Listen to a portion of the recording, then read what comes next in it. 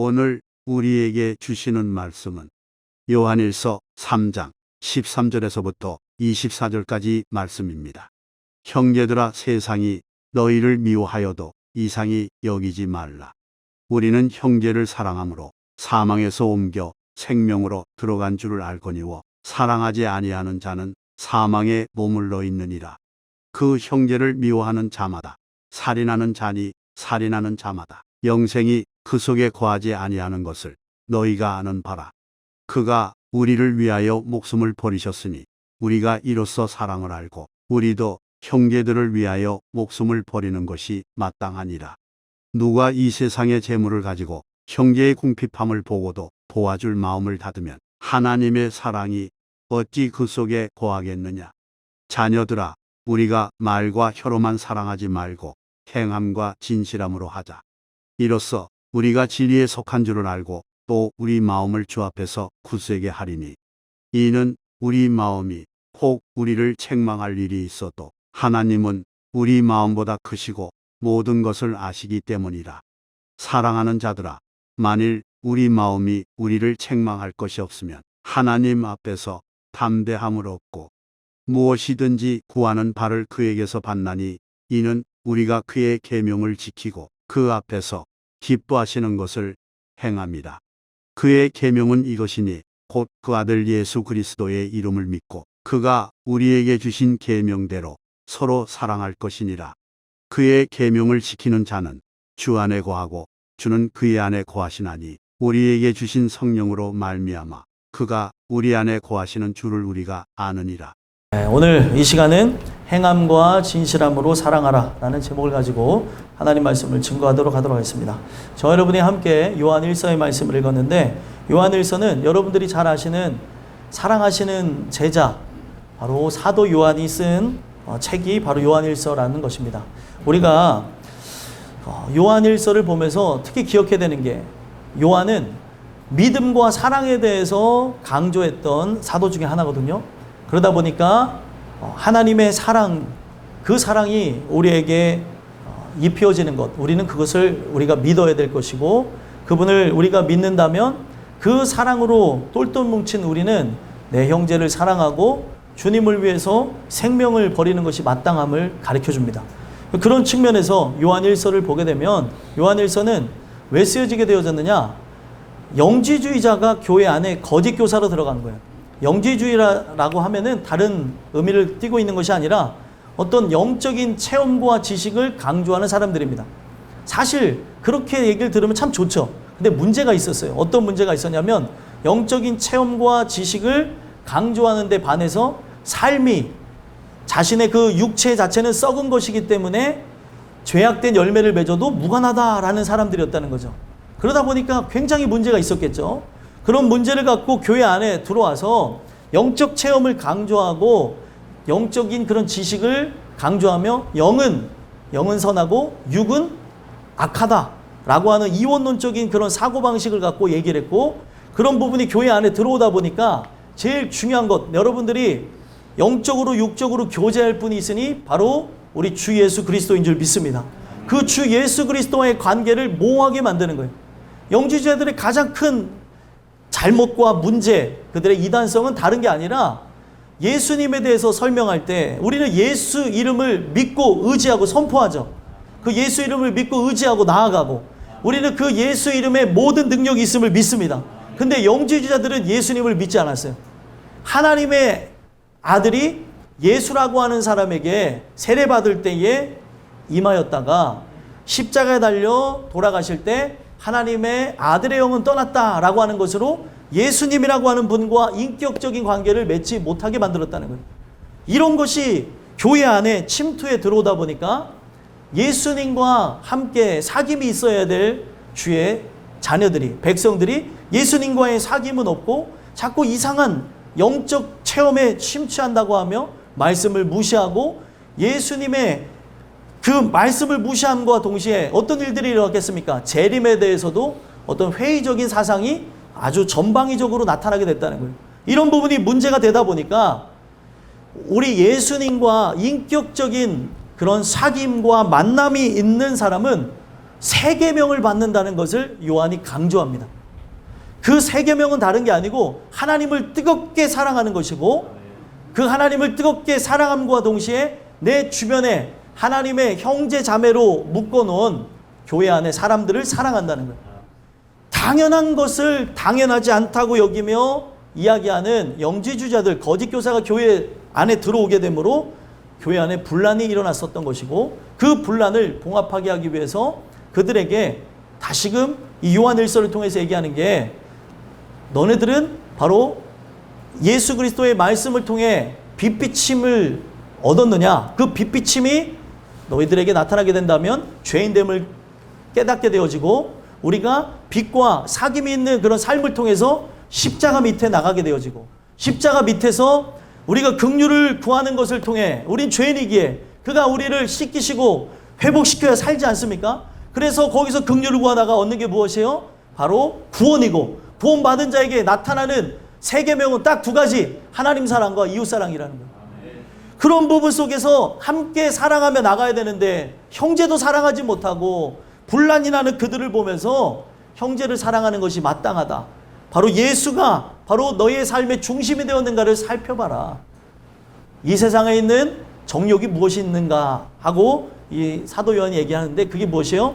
육신의 정욕, 안목의 정욕, 이생의 자랑이라는 거죠. 우리가 이와 같은 것들을 사랑하며 멸망으로 나갈 것이 아니라, 이제는 하나님 사랑과 이웃 사랑을 마음속에 계명으로 모신 자로 하나님을 사랑함과 동시에 이웃을 사랑하는데, 오늘 말씀의 제목이 무엇입니까? 행함과 진실함으로 사랑하라는 거예요. 왜 이런 말씀을 주셨겠습니까? 교회 안에 행함과 진실함으로 사랑하는 자들이 많이 없기 때문에 다시금 돌아다 보라는 거죠. 이런 부분들이 나타나지 않는 이유는 다른 게 아니라 나와 예수와 인격적인 관계가 이루어지지 않았기 때문에, 연합하지 않았기 때문에 그럴 수 있음을 다시금 말씀드리면서 돌아보라고 얘기하는 거예요. 오늘 이 말씀을 통해서 여러분들이 구원받은 자가 맞다면, 제가 던져드리는 이 내용을 통해서 확증을 누리셨으면 좋겠고, 아직 내가 구원받은 자인 것 같으나 지금 행함과 진실함으로 사랑하지 못하고 있다면, 이게 바로 구원받은 증거이기에 나에게서 이 사랑이 나타나게 하옵소서 기도하며 나가는 저와 여러분들이 되기를 간절히 소망합니다. 그래서 행함과 진실함으로 사랑하라는 말씀을 통해서 여러분들에게 세 가지 돌아봄의 말씀을 드리고자 하는데, 왜 우리가 행함과 진실함으로 사랑해야 되냐? 첫 번째로 이것이 바로 영생을 얻은 증거라는 사실입니다.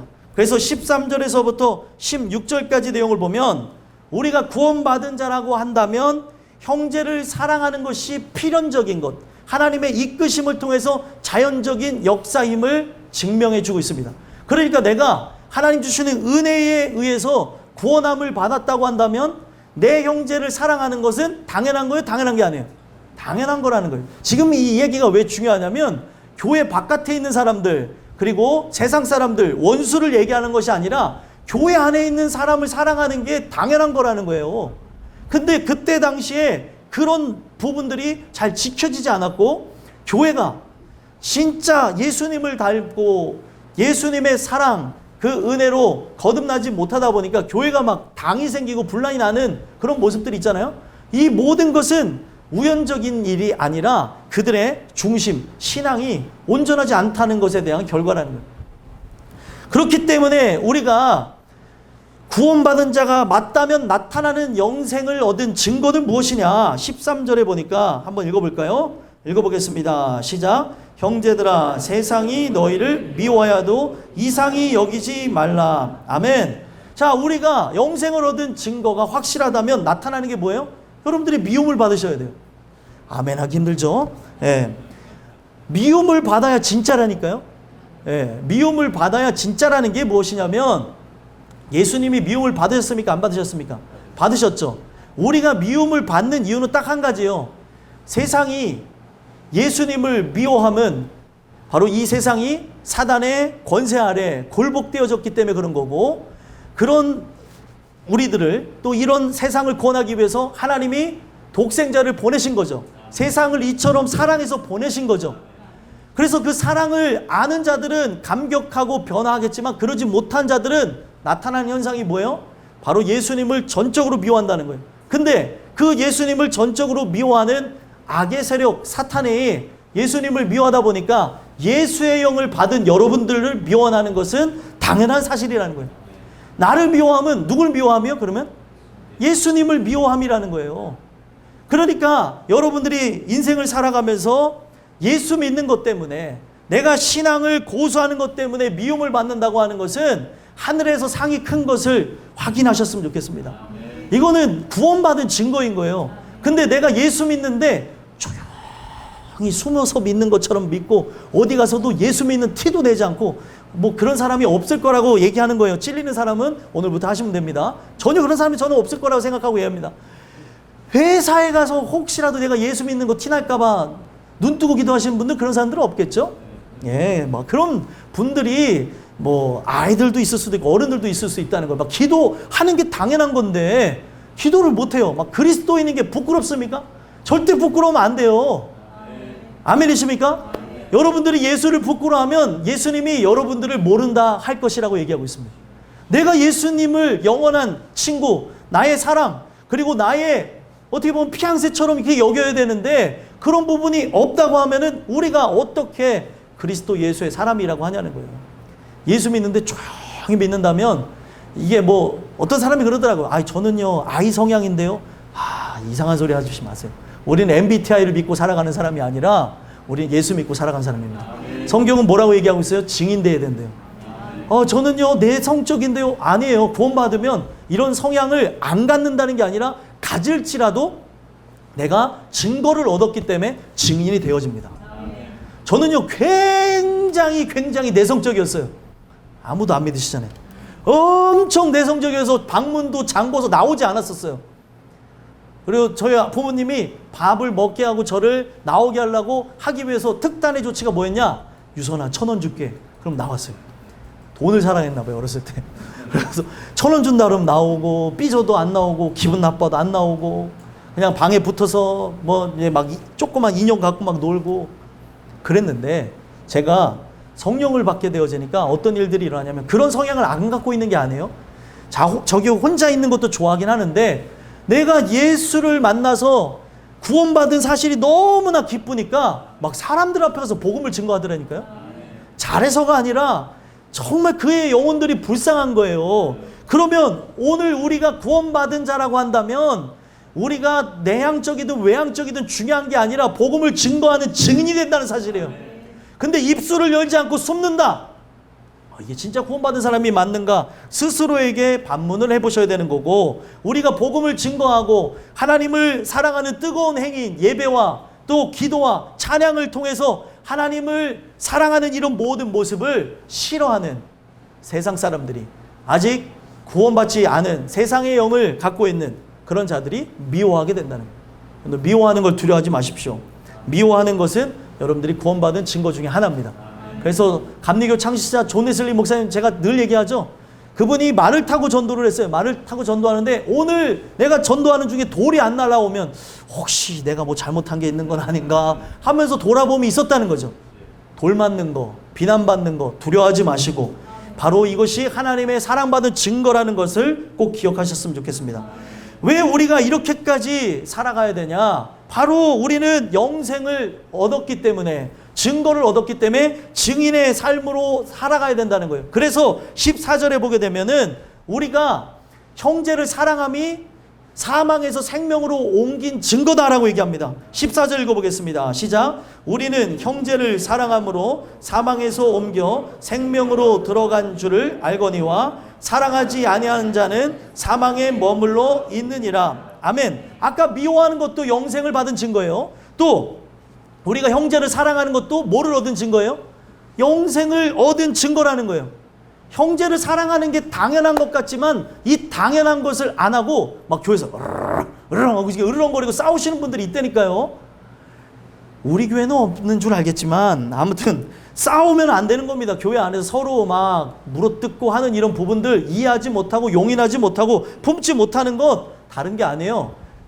이게 성경은 원초적인 걸 갖고 얘기하는데, 형제를 사랑함이 나에게서 나타난다면 사망에서 옮긴 거고, 나에게서 바로 사랑함이 없다라고 한다면 뭐예요? 사망에 그냥 머물러 있는 거예요. 여러분들이 사망에서 생명으로 옮겨진 자, 영원한 생명을 갖고 계신 바로 예수 그리스도 안에 있는 독생자 안에만 있는 영광과 생명을 얻었다고 한다면 그 생명은 살아있기에 사랑하는 모습이 나타낼 줄 믿습니다. 그래야 되는 건데 나에게서 사랑이 없다면, 그러니까 제가 누군가를 사랑하고 누군가를 케어하고 이런 부분이 있다 보니까 장기 결석자들 교회에 나와야 되는데 안 나온 사람을 보면은 밥맛도 떨어질 때가 있고, 오해하지 마세요. 입맛이 없어지는 거예요, 막. 예? 아니, 저 사람이 정말 함께 해야 되는데 안 나오니까 밥맛이 저도 없더라고요. 저 사람이 함께 해야 되는데, 말씀 들어야 되는데, 기도해야 되는데, 그래야 사는데 자꾸 세상의 영에 속아갖고, 그리고 오늘날 간교하게 이간질을 하는 세상의 그런 모든 역사들이 그의 속에 역사하고 또 속게 하는 걸 보면서 너무 속상한 거예요. 그래서 막 이런 부분에서 괴로울 때도 있지만, 이런 모든 거를 제가 오픈하고 말씀드리는 거는 사랑하기 때문에 그런 거예요. 그러면 사랑하면은 만약에 자녀가 잘못된 길로 가게 되면 밥맛이 없을 때가 있지 않아요? 결혼 안 해봐서 모르신 분들이 있는 건 아니죠? 예. 내 부모를 봐도, 내 자녀를 봐도, 내 남편, 내 아내를 보면서 잘못된 길을 가게 되면 이런 부분들이 나타나는 게 본능입니다. 사랑이라는 건 여러분들, 지금 이 사랑은 본능적 사랑을 얘기하는 거예요. 그러면은 지금 여기서 얘기하는 부분에서의 형제, 자녀라고 하는 거는 한 자궁에서 태어났다는 거예요. 우리는 어머니가 다 다르죠. 근데 여기서 말하는 한 자궁은 하나님이라고 하는 그런 유일한 분에서 태어났다는 거예요. 그래서 아델포스라고 하는 그 형제라는 단어, 자녀라고 하는 이 단어는 한 자궁에서 태어났다는 데서 비롯됐다는 거예요. 그래서 아무에게나 형제요, 자매요라는 말을 쓰지 않습니다. 여러분들은 주 안에서 형제, 자매가 맞습니까? 그렇다면 우리에게서 나타나야 되는 건 무엇이에요? 정말 사랑함이, 내 형제를 사랑함이, 우리 주변에 있는 땅끝교회 식구들을 사랑함이 마땅하다는 사실입니다.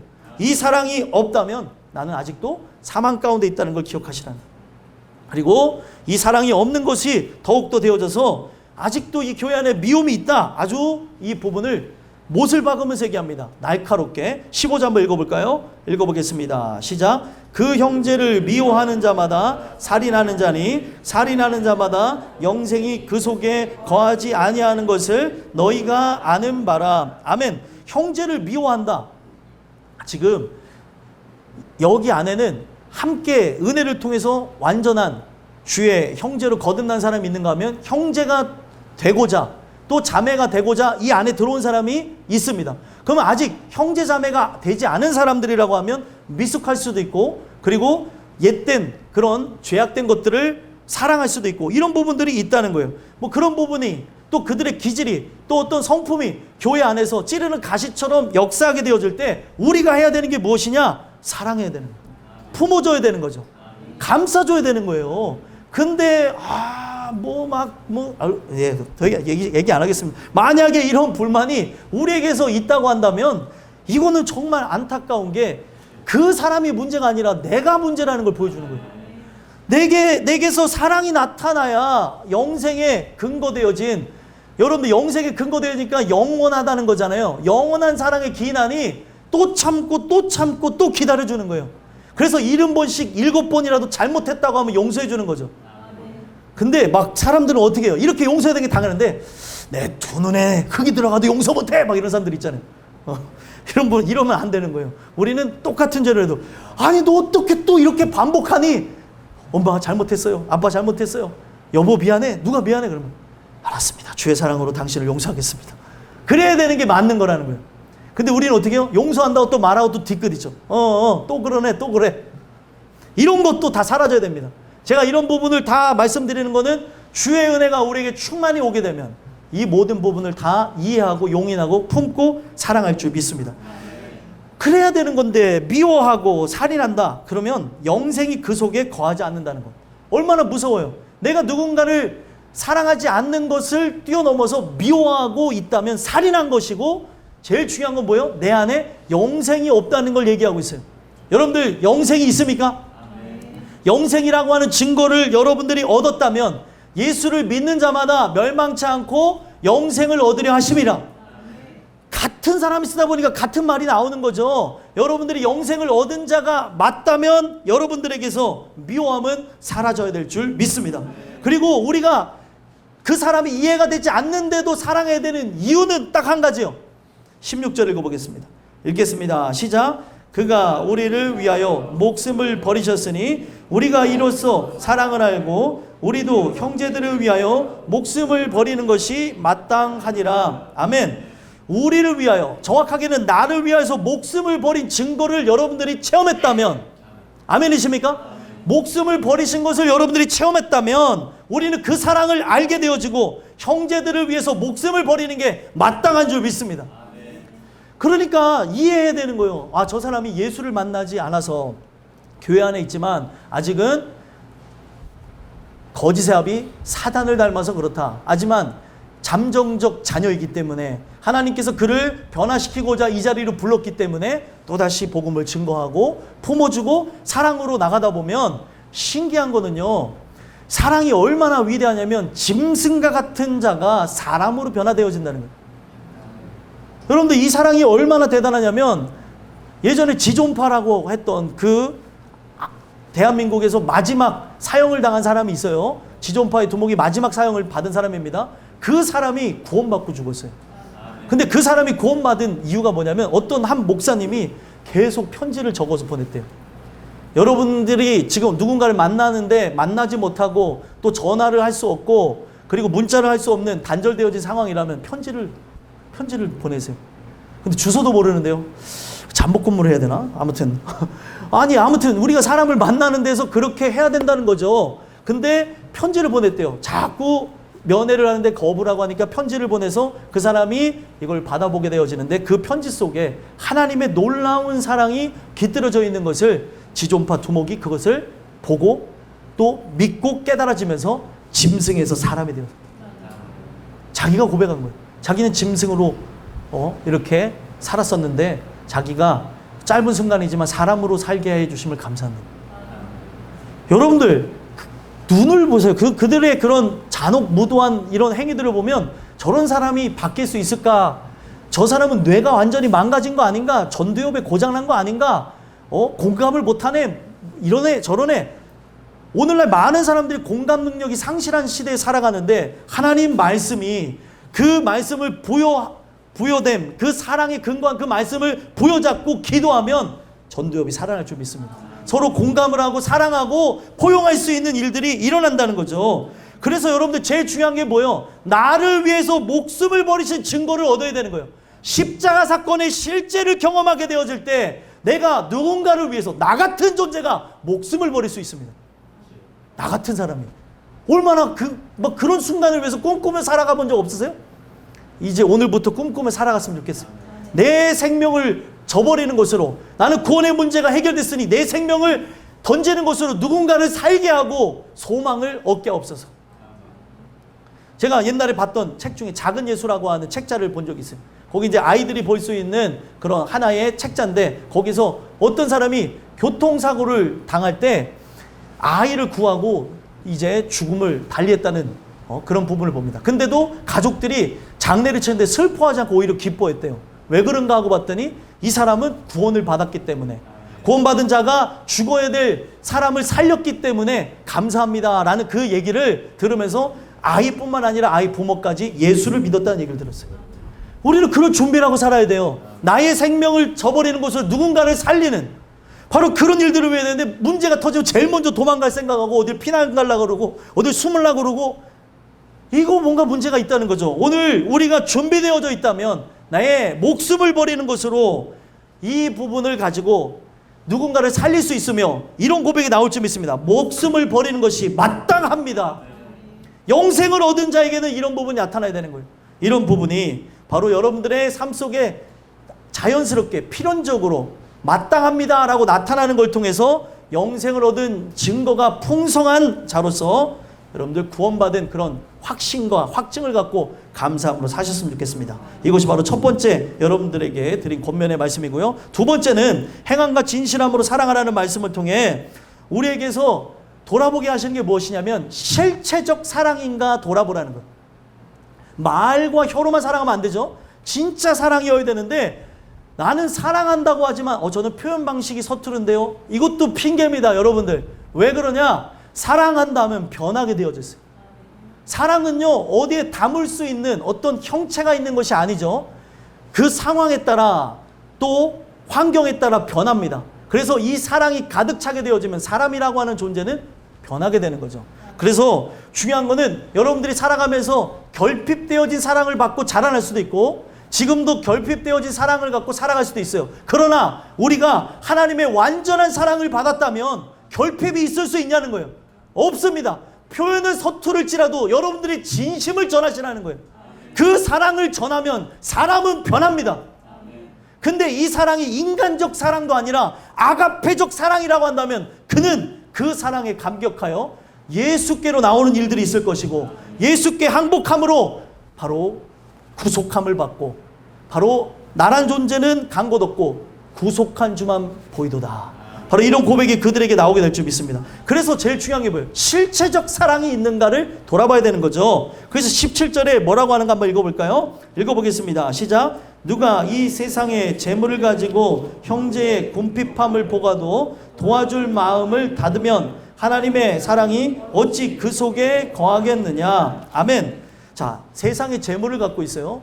이 재물이 별거 아닌 것 같은데 사도 요한도 이걸 끄집어낸 이유, 바로 예수님의 말씀을 너무 사랑했기 때문에 그런 거죠. 재물과 하나님을 겸하여 섬길 수가 없어요. 사람은 하나님 아니면 재물이에요.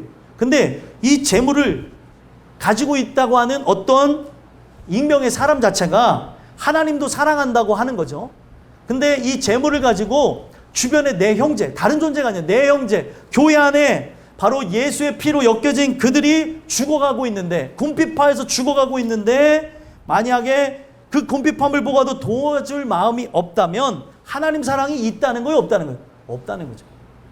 멀리서 도와줄 생각하지 마시고 오늘날 우리가 때로는 재정적으로 힘든 사람이 있다면 도와줄 수도 있는 거고, 물론 무조건적으로 그렇게 하면 안 되는 겁니다. 그 사람이 세워질 수 있도록 도우면서 제일 중요한 건 뭐예요? 이 사랑을 전달해주는 이유를 가르쳐줘야 되는 거죠. 전달해주는 이유는 하나님 사랑이 바로 나를 감격해 했기 때문에 바로 너를 이렇게 섬긴다. 너는 내 사랑하는 아들이고 딸이다. 내 형제고 내 자매다 하면서 교회 안에 있는 사람들을 이렇게 섬기고 챙기라는 거예요. 근데 문제는 뭐냐? 오늘날 많은 사람들이 선교도 많이 해요. 그래서 저기 아프리카 애들도 막 선교하고 뭐하고 하는데 내 주변에 죽어가는 사람들에 대해서 관심을 꺼버릴 때가 있다는 거죠. 선교한 것으로 인해서 내가 선교적 마인드를 갖고 있어. 나 선교했어. 해서 자기 의는 막 충천해지는데 중요한 거는 내 주변에 사람이 죽어가는 데에서는 아무런 찔림이나 상함도 없다는 거예요. 이게 뭔가 문제가 있는 거죠. 그래서 저는 오늘 어디부터 선교가 진행돼야 되냐? 우리 교회에서부터 선교가 진행돼야 돼요. 우리 주변에 있는 어려운 사람들도 함께 살펴보면서 우리가 진짜 오늘 이 말씀을 토대로 해서 깨달아야 되는 게 뭐예요? 말과 혀로만 사랑하면 안 된다는 거죠. 18절 한번 읽어볼까요? 읽어보겠습니다. 시작. 자녀들아, 우리가 말과 혀로만 사랑하지 말고 행함과 진실함으로 하자. 아멘. 말과 혀로만 사랑하는 사람이 있습니까? 없습니까? 있어요. 그리고 심지어 그게 나일 수 있음을 성경은 지금 말씀을 통해서 고발하시는 거예요. 지금 여기서 수치를 당한다면, 여기서 말씀을 듣고 깨닫고 회개한다면 마지막 날에 수치를 당하지 않습니다.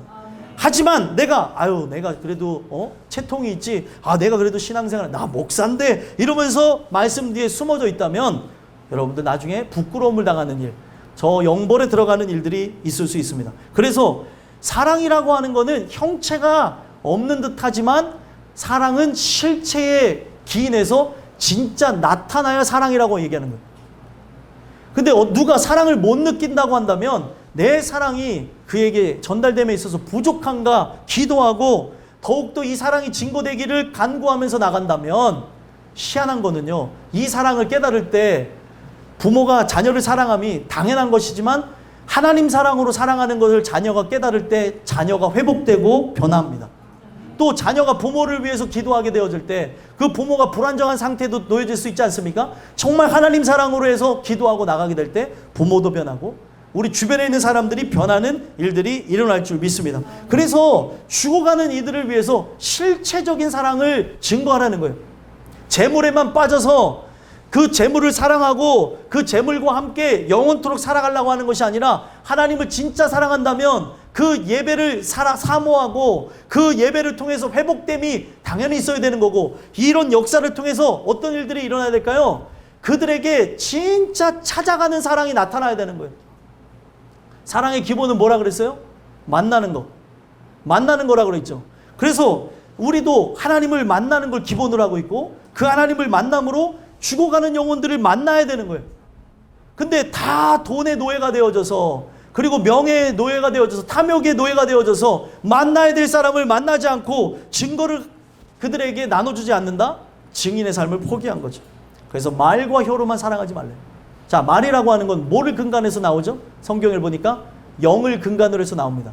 근데 영을 근간으로 해서 나오는 이 말이 그냥 단지 갇혀있는 성경책에 기인한 것을 얘기하면 안 된다는 거예요. 그래서 오늘 이 메시지가 왜 중요하냐면, 말이라고 하는 것의 원어적 의미를 보니까 로고스를 썼어요. 로고스는 뭐예요? 정령화된 하나님의 말씀이죠. 갇혀있는 그런 말씀으로만 나갈 게 아니라 바로 은혜되어지고 살아있는 레마의 말씀으로 여러분들이 나가게 되어질 때 어떤 일들이 일어날까요? 행함이라는 게 나오는 거예요. 우리의 그 영이 예수와 함께 나가는 존재가 맞다면 실체가 없는 말만 있는 것이 아니라 이 말 뒤에 함께 따라오는 뭐가 있어야 된다는 거예요? 행함이 존재된다는 겁니다. 그래서 성경책 안에 갇혀져 있는 성경 안에만 사지 마시고, 성경이 오늘도 살아서 역사하는 말씀으로 다가올 때 로고스가 아니라 뭐라고 얘기하죠? 레마로 다가온다는 거예요. 나에게 주신 말씀으로 다가온다는 거죠. 그래서 그 말씀을 받은 자에게 나타나는 게 뭐예요? 행함입니다. 그래서 이 행함은 엘곤이라고 해갖고 노역함을 하게 된대요. 누군가를 섬기게 된다는 거죠. 제일 먼저 누굴 섬길까요? 하나님을 섬기고, 하나님을 섬기는 것으로 사람을 섬기는 일들이 일어나게 되는 거예요. 그래서 여러분들, 우리가 진짜 은혜로 충만하게 된다면 말만으로 사랑하는 게 아니에요. 행함으로 드러나는 그런 아름다운 모습이 일어날 줄 믿습니다. 그리고 또 한 가지 짚어봐야 하는 게 뭐예요? 혀로만 사랑하지 말래요. 혀로만 사랑한다는 게 뭐예요? 야고보서에 보니까, 야고보서 3장에 보게 되니까 혀는 곧 뭐래요? 불이라. 불덩어리예요. 불. 그래서 우리가 제일 중요한 것, 하나님이 주시는 은혜에 의해서 나가게 된다면 이 혀가, 근본적인 이 혀가 누군가를 살리고 기도하는 혀가 됩니다. 그래서 여기 보면 이 혀는 랭귀지, 쉽게 얘기하면 언어가 나오는 스피릿텅이라고 해가지고 성경에서 얘기하는 방언이라는 게 나와요. 그러니까 이 내용이 왜 중요하냐? 방언이라고 하는 게 다른 게 아니에요. 막 우리가 방언 기도한다는 그런 의미도 가져갈 수 있겠지만, 이 혀라고 하는 게 뭐냐면 하늘의 언어를 쏟아내는 거예요. 하늘의 언어를 쏟아내므로 긍휼을 갖고 타인을 위해서 기도하는 것뿐만이 아니라 또 우리가 다가가서 그들에게 사랑으로 전달하는 거죠. 그 사랑으로 전달하는 게 무엇이에요? 복음이라는 거예요. 복음. 천상의 언어는 다른 게 아닙니다. 복음이에요. 복음. 그래서 여러분들, 여기서 얘기하는 이 혀라고 하는 게 혀가 입의 그런 위치에 따라 딱딱 치는 것으로 우리는 언어를 얘기하죠. 오늘 우리가 근거가 되어진 게, 이 근거가 되어진 게 진실함, 진리로 나가게 되어진다면 우리의 혀는 누군가를 불을 붙여서 멸망으로 나가는, 지옥으로 나가게 하는 존재가 되기는 것이 아니라 누군가를 살게 하는 진리의 언어가 쏟아진다는 거예요. 그래서 진실함으로 하라는 거죠. 우리가 진리의 근거로 되어져서, 이 진실함이라는 것은 알레데이아라고 해서 진리라는 단어입니다. 진리. 우리가 바로 예수 그리스도의 말씀, 그 진리의 근거 되어져서 말을 하게 되어지면 사람이 살아납니다. 근데 여기에 내 감정과 상황에 막 매몰되어져서 얘기하게 되면, 성경에 보니까 혀가 곧 불이라 그랬잖아요. 그래서 불의 세계에 빠지게 되어지고, 이 불은 어디서 붙었느냐? 지옥불에서 붙었다는 거예요. 그래갖고 삶의 수레바퀴를 다 홀라당 태운다고 얘기합니다. 그래서 여러분들, 말 한마디가 천냥빚도 같지만 말 한마디가 사람을 죽일 수 있다는 거예요. 그래서 오늘 전두엽이 망가진 사람들, 공감을 못하는 사람들, 주님의 진리 가운데 살아가지 못하는 사람들, 주변에 지금 세상에 의해서 실패하고 좌절하고 우울하고 또 여러 가지 그런 영적 공황 상태에 있는 사람들에게 복음을 증거하며 살아납니다. 그래서 이 자리로 데리고 나와야 되는 거고, 이 자리에 말씀 듣고 기도하게 될 때 어떠한 부분도 다 회복되어지는 거예요. 이거를 우리가 순종하며 나가야 되는데, 자꾸 세상의 것을 의지하고, 세상에 여러분들 사람의 말에 집중하지 마세요. 사람의 말은 사람을 살릴 수가 없습니다. 사람은 사람을 공감해내는데 한계성이라는 게 있대요. 근데 우리가 하나님 사랑으로 누구를 공감하게 되면 이 사랑이 서로 통하면서 그냥 울기만 했는데 저 사람이 회복된다니까요. 근데 오늘 이것을 자꾸 인간이 갖고 있는 여러 세상적인 방법을 갖고 이론을 갖고 접근하다 보니까 살려야 될 사람을 죽이는 경우들이 있는 거예요. 혀로 사랑하는 게 아닙니다. 여러분들, 우리는 진리의 근거에서 하나님의 복음을 증거하게 될 때 그들이 살아나는 역사가 있을 줄 믿습니다. 그래서 이런 역할을 우리가 행해 나감으로, 이게 뭐예요? 실체적 사랑이에요. 사랑이 있다는 증거기 때문에 자꾸 만나는 거고, 사랑이 있기 때문에 말하는 거고, 또 건면하는 거고, 이렇게 해보는 거 어떻습니까? 주의 전으로 나오는 게 어떻습니까? 기도해보는 게 어떻습니까? 당연한 거라는 거예요. 이걸 이상하게 생각하지 말고 차단하게 되면 여러분, 하나님을 거부하고 죽겠다고 하는 거와 동일한 겁니다. 거부하지 마십시오. 거부하지 마시고, 여러분들은 이미 받은 자로서 거부하는 대상자들에게 끝까지 찾아가셔야 돼요. 살리는 방법은 딱 하나입니다. 복음밖에 없어요. 이걸 통해 나도 살아있음을 알고 그들 또한 살아나게 되는 거죠. 그래서 19절에 뭐라고 얘기합니까? 한번 읽어보겠습니다. 시작. 이로써 우리가 진리에 속한 줄을 알고 또 우리 마음을 주 앞에서 굳세게 가리니. 아멘. 우리가 행함과 진실함으로 섬기고, 그리고 진리에 의존해서 말과 혀로 우리가 그들을 사랑하고, 그리고 보듬어주고, 행함으로 진실함으로 나가는 이 역사를 통해 나도 진리에 속한 줄 알게 되어지므로 하나님 앞에 나갈 때 굳세게 나가게 된대요. 우리가 당연히 굳세게 나가야 되는 거 아닙니까? 예수의 피를 의지하고 나가는데, 하나님 앞에 나갈 때 나의 공로로 나간다면 절대 설 수 없으나 예수의 피의 공로로 의지하고 나가는데 왜 못 서냐는 거예요. 제가 부족하지만 이 자리에 설 수 있는 것도 예수의 피를 의지하기 때문에 서는 거예요. 여러분들, 저는 완전히 서는 게 아니고 되게 부족하고 나약하고, 맨날 아내에게도 상처 줄 때도 있고 실수도 하기도 하고, 여러분들에게도 때로는 이 사랑이 서툴러서 말실수할 때도 있어요. 그러면 또 미안하다고 하고 그렇게 하며 나가는 모습들이 있는데, 제가 그런 부분을 느낄 때마다 마귀는 막 장난질 쳐요. 너 이거 봐, 너 목사가 돼갖고 그거밖에 못하냐 하면서 막 약 올려요. 내 자아와 함께 역사하는 사탄은 그럴 때가 있는데, 하나님의 말씀이 속에서 역사하는데, 이 말씀 자체가 어떻게 해요? 예수의 피로 너는 완전하니라. 예수로 너는 충만하니라. 그럼 그거면 충분하다는 거예요, 하나님이.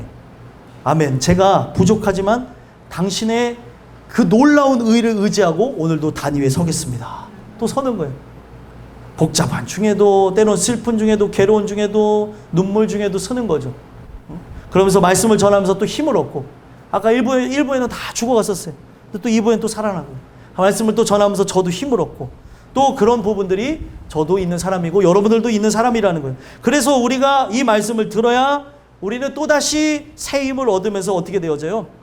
굳세게 나갈 수 있고, 그리고 이런 부분을 통해 20절 한번 읽어볼까요? 읽어보겠습니다. 시작. 이는 우리 마음이 혹 우리를 책망할 일이 있어도 하나님은 우리 마음보다 크시고 모든 것을 아시기 때문이라. 아멘. 자, 보세요. 우리가 행함과 진실함으로 사랑하게 되어진다면 우리가 진리에 속한 줄 알게 되어지죠.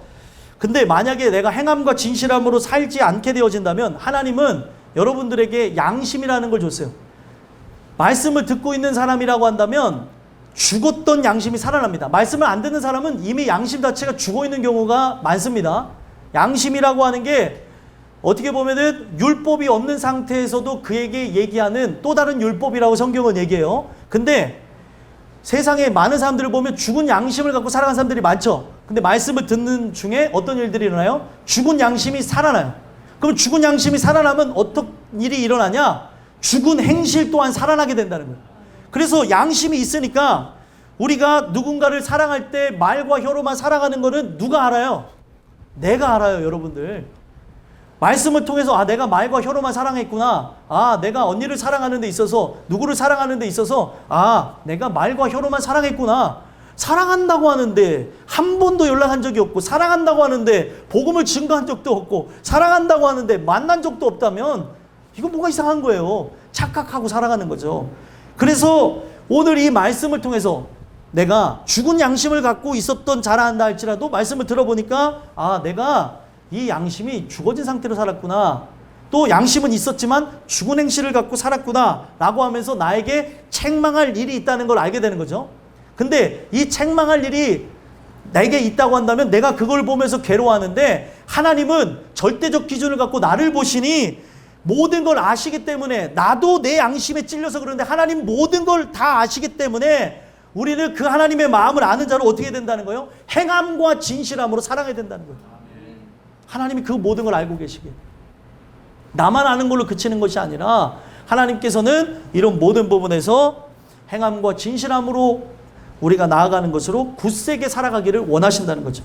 오늘 이 메시지가 여러분들 안에 잘 들려져서 이 세상을 살아갈 때 실체가 없는 사랑 그만하시고 실체가 있는 사랑, 바로 아들 예수를 십자가 달려 죽게 한 거는 실체가 있는 거예요? 실체가 없는 거예요? 실체가 있는 거죠. 바로 이게 하나님의 사랑이라고 보여준 거예요. 세상 앞에 아들을 십자가에 매달아서 보여준 거예요. 이게 너희를 향한 진짜 사랑이다. 내가 너희를 사랑함이 내 아들 예수보다 사랑한다라고 보여주는 거예요. 여러분들, 나 같은 존재가 어떤 존재이기에 독생하신 그 아들을 십자가에 매달았냐는 거예요.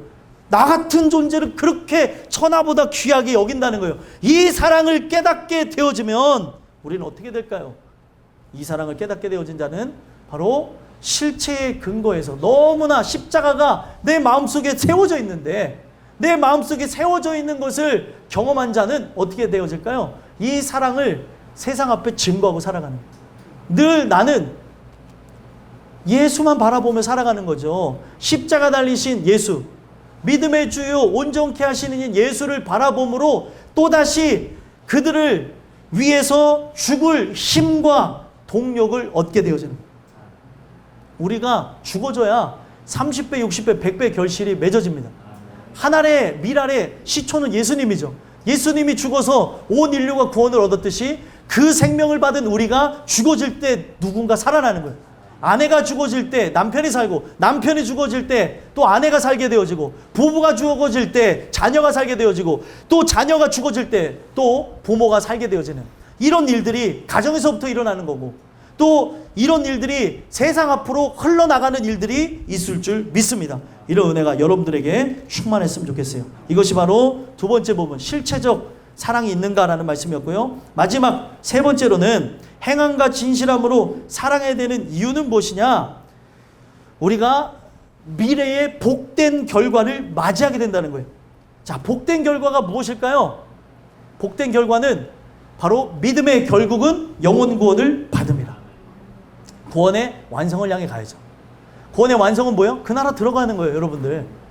여러분들이 이 땅에서 구원받은 거 완전하고 충분합니다. 그 완전하고 충분한 것이 완성을 향해 나가야 진짜 구원받았다고 얘기하는 거예요. 구원은 절대 취소되지 않습니다. 근데 구원의 완성으로 나가지 못했다면 그 사람은 구원받았다는 착각을 갖고 살아가는 거예요. 구원을 받은 자라고 한다면 점점점 자라나야 돼요. 그리스도의 장성한 믿음의 분량에까지 자라나셔야 될 줄 믿습니다. 그렇기 때문에 오늘 이 메시지가 왜 중요하냐? 바로 나에게서 행함과 진실함으로 사랑하는 모습이 있어야 바로 우리는 그분 앞에, 우리는 또 사람 앞에 담대하게 서는 거예요. 21절 읽어볼까요? 읽어보겠습니다. 시작. 사랑하는 자들아, 만일 우리 마음이 우리를 책망할 것이 없으면 하나님 앞에서 담대함을 얻고. 아멘. 자, 우리 마음에 아까 책망할 것이 있다면 괴롭죠. 근데 우리의 마음에 책망할 것이 없다면, 20절을 대조해서 하는 거예요. 책망할 것이 없다면 하나님 앞에 우리가 어떻게 나갈까요? 담대함을 얻고 나갈 수 있게 되는 거예요. 왜 그렇습니까? 이게요, 책망할 것이 없다는 거는 지금 행함과 진실함이라고 하는 참사랑이 내 안에 들어왔다는 거잖아요. 그렇기 때문에 하나님 앞에 설 때 두려움이 없는 거예요. 근데 오늘 우리가 하나님 앞에 설날을 생각한다면 막 두렵고 떨림이 있다고 한다면 이건 뭔가 좀 이상한 거라는 거죠. 그게 그리스도의 초보의 때는 그럴 수 있겠지만 그리스도의 완전으로 들어가는 역사가 여러분들에게 나타났다고 한다면 우리는 죽은 행실에서 살아나서 우리의 삶의 이런 행함과 진실함으로 사랑하는 열매를 통해서 하나님 앞에 서게 되는 그날을 담대하게 고수하며 나가야 됩니다. 그런 은혜가 여러분들에게 있었으면 좋겠습니다. 그래서 담대함을 얻는 것뿐만 아니라 또 어떤 일들이 일어났네요. 22절 읽어보겠습니다. 읽겠습니다. 시작. 무엇이든지 구하는 바를 그에게서 받나니 이는 우리가 그의 계명을 지키고 그 앞에서 기뻐하시는 것을 행함이라. 아멘. 자, 우리가 하나님 앞에 담대히 나가는 것뿐만 아니라 원하는 모든 것을 다 그에게서 받는데요. 자, 이 내용이 되게 중요해요. 왜 중요하냐? 여러분들 구원받은 자라고 한다면 정력을 위해 쓰고자 하는 걸 구할까요? 구하지 않을까요? 절대 구하지 않습니다. 하나님이 원하시고 바라시는 영혼 구원을 향한 그 사역을 우리가 기도하고 나가겠죠. 나의 영혼 구원을 위해서, 주변의 영혼 구원을 위해서 그들이 하나님의 뜻을 이루기 위해서 기도하는 거예요. 그리고 이 기도가 성숙해지면 어떤 일들이 일어나냐? 나의 뜻을 이루는 것이 아니라 아버지의 뜻을 이루기 위함입니다. 아버지의 뜻을 이루게 하옵소서 기도하게 되는 거죠. 그래서 잘 되게 하시는 이도 하나님이고 안 되게 하시는 이도 하나님입니다. 그래서 어떤 부분에서도 찬송하는 성숙한 모습이 우리에게서 나타나게 된다는 거예요. 그래서 우리가 무엇이든지 구하는 바 그에게서 받는다라고 하는 것은 바로 성령을 통해서 얻게 되어지는 인침과 바로 구원의 확증을 얘기하는 거죠. 이런 부분이 나에게 나타나는 것뿐만 아니라 주변 영혼들을 위해서 기도하고 나가게 될 때 그런 부분을 받게 될 것이고, 이런 걸 받게 된 이유 딱 하나죠. 계명을 지키고 그 계명을 그의 앞에서 내가 행했기 때문에 하나님께서 인격적인 관계를 맺었다는 증거로 이러한 기도의 부분들을 이루어주시는 거예요. 그래서 구원 사역뿐만 아니라 우리의 삶에 이 모든 것을 더해주는, 우리가 삶에 살아가면서 필요한 모든 것들을 하나님께서 다 해결해 줄 줄 믿습니다. 그래서 저는요, 우리 교회를 보면서 기대가 되어지는 게, 야, 우리 교회가 이만큼을 도약하게 되면 하나님께서는 그 다음을 또 도약하기 위한 세팅을 쫙 해놓으세요. 이만큼 올라왔지? 이제 또 이만큼도 올라와. 근데 이런 부분에서 하나님께서 충분히 우리 땅끝교회 식구들이 행해 나갈 줄 믿습니다. 그래서 그런 부분에서 다 모두에게 그렇게 사랑으로 요구하시고 순종으로 그들에게 확증을 얻게 되는 아름다움을 이뤄 가시는 걸 보게 됩니다. 그래서 오늘 이런 모든 부분들이 계명을 지켰기 때문에 하나님께서 인격적인 관계를 맺으시면서 모든 부분에서 들어주시는 거고, 그 들어주시는 건 딱 한 가지예요. 아버지가 되어졌다는 걸 얘기하는 거고, 또 다시금 이 계명에 대한 부분을 강조하면서 계명은 무엇인지 다시금 짚어줍니다. 왜냐하면 지키는 자도 있고 지키지 않는 자도 있기 때문에 23절과 24절을 짚어주면서 마무리를 해요. 오늘 여러분들이 지키고 있는 자면 더욱 감사하셨으면 좋겠고요. 아직 조금 느슨한 것 같다고 한다면 내가 하나님 사랑과 이웃 사랑을 내 힘으로 하는 것이 아니라 거듭난 자가 추구하게 되어질 그 변화되어진 그 본질을 따라서 할 수 있게 하옵소서 기도했으면 좋겠어요. 그래서 23절 한번 읽어볼까요? 읽어보겠습니다. 시작. 그의 계명은 이것이니 곧 그 아들 예수 그리스도의 이름을 믿고 그가 우리에게 주신 계명대로 서로 사랑할 것이니라. 아멘. 오늘 우리에게서 어떤 것을 다시금 강조해요? 계명에 대해서 딱 두 가지를 다시금 강조하죠. 이 계명은 무엇입니까? 그 아들 예수 그리스도의 이름을 믿는 것, 그리고 믿고 사랑하는 것. 그 예수를 믿음으로 하나님을 의지하며 사랑하는 걸 얘기하는 거죠. 그러니까 쉽게 얘기하면 하나님 사랑을 얘기하는 겁니다. 그리고 하나님 사랑과 또 그가 우리에게 주신 계명대로 누구를 사랑하는 거예요? 이웃을 사랑하는 것, 서로 사랑하는 거라는 거예요. 그래서 여러분들 이거는 너무나 아름답고 좋은 말씀인 게, 여러분들이 최종적으로는 원수까지 사랑해야 돼요. 근데 원수를 사랑하기 이전에 내 형제 자매부터 사랑하라는 거예요. 서로 사랑하라 라고 하는 이 부분에서 하나님이 멀리 있는 사람을 얘기한 것이 아니라 교회 안에 있는 우리 모두를 함께 사랑하며 우리가 의무를, 이 사랑이라고 하는 건 의무입니다. 여러분들 이 사랑의 의무를 감당하며 나가시라는 거죠. 그래서 여러분들이 하나님을 사랑한다면 이웃을 사랑하는 것 자체가 당연한 것임을 얘기하며, 이것이 나에게서 지켜진다면, 이걸 명령으로 여기며 하나님께 기도하고 힘을 공급받아서 지킨다면 마지막 결과가 아름답습니다. 24절 읽어보겠습니다. 읽겠습니다. 시작. 그의 계명을 지키는 자는 주 안에서 거하고 주는 그의 안에 거하시나니 우리에게 주신 성령으로 말미암아 그가 우리 안에 거하시는 줄을 우리가 아느니라. 아멘. 우리가 계명을 지켰다. 이 계명을 지켰다고 하는 것은 내가 지키는 게 아니에요. 누구를 인해서 되어지는 거예요? 우리에게 주신 성령으로 말미암아 계명을 지키도록 하게 하시는 거고, 그래서 계명을 지키는 것으로 우리가 얻게 되는 확실한 증거는 뭐예요? 내가 주 안에 있다는 것, 또 주가 내 안에 있다는 것을 깨닫게 되는 겁니다. 여러분들, 이것을 쓴 저자가 바로 요한이고, 요한의 마음에 감화 감동을 주신 분이 하나님이잖아요. 그러다 보니 똑같은 거를 우리가 아는 요한복음 15장에서 뭐라고 얘기해요? 내 말이 너희 안에 거하고 너희가 내 안에 거한다면 무엇이든지 원하는 대로 구하라. 그리하면 다 이루리라. 오늘 여러분들 안에 거해야 되는 건 다른 것이 아니에요. 하나님의 말씀입니다. 진리입니다. 이 진리가 내 안에 있어서 역사하도록 성령이 오늘도 감화 감동을 주실 것이고, 그 성령을 통해서 여러분들이 이 계명을 지키게 되었다면, 계명은 뭐라고요? 계명은 뭐라고요? 계명은 뭐라고요? 계명은 뭐라고요? 집중하라는 거예요. 그래서 자꾸 이게 계명은 진짜 제가 수십 번 얘기했어요. 근데도 집중을 하지 않으면 이렇게 쉬운 내용을 모를 수 있는 거예요. 계명은 뭐라고요? 하나님 사랑과 이웃 사랑. 네? 하나님 사랑과 이웃 사랑을 내가 하는 게 아니고 성령을 통해서 하게 되어지는 것으로 여러분들이 예수 안에 거한다는 증거를 얻는 거라는 거예요. 그리고 내가 그 안에 거한다는, 이거면 되지 뭐가 더 필요하겠냐는 거예요. 근데도 이 말씀이 이해가 되지 않고 믿어지고 깨달아지지 않다 보니까 자꾸 멍하니 있고 딴 생각하고 있고, 오늘 메뉴가 뭘까 이런 생각을 하게 되어질 때도 있고. 절대 그러면 안 돼요. 우리 모두가 이 시간에 여러분들의 영혼이 깨어날 수 있는 유일한 시간이고, 여러분들이 이 세상에서 하나님 사랑으로 내가 다시금 충만해질 수 있는 기회입니다. 그렇게 되어질 때 우리가 진짜 이 세상에 뭐로도 고칠 수 없는, 약물로도 고칠 수 없는 공감 능력의 회복을 얻게 된다는 거죠. 그래서 여러분들, 종교가 갖고 있는 가장 큰 위대함에 뭐가 있냐면 뇌 전체가 활성화가 되어진대요. 그래서 여러분들, 이런 부분에서 이 짜가 종교들은 막 이렇게 자기가 돌을 닦아야 된다, 뭘 해야 된다라고 하는데, 짜가 종교 말고요. 죄송합니다. 비속어를 써서 가짜 종교. 예. 진짜 예수 그리스도가 여러분들의 삶의 구주가 되어지시면 뇌 자체가 회복되어져요.